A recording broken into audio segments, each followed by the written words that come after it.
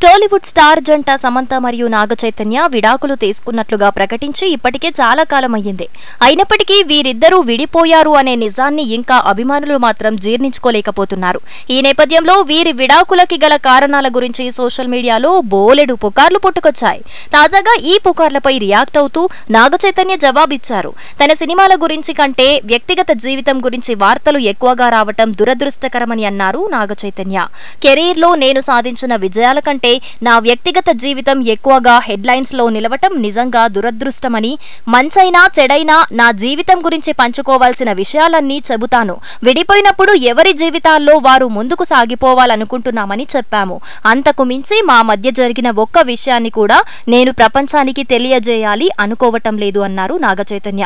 నా జీవితంలో అసలేం జరిగిందో నా కుటుంబం మరియు మిత్రులకు తెలుసు. ఇక వార్తలు మాత్రమే రీప్లేస్ చేస్తాయి. ఈ ఊహాగానాలు పుకార్లన్నీ తాత్కాలికమైనవి. దీనిపై నేను ఎంత స్పందిస్తే అన్ని వార్తలు పుట్టుకొస్తాయి. అది నాకు ఇష్టం లేదు. అందుకే నేను వీటిని పట్టించుకోవటం లేదు.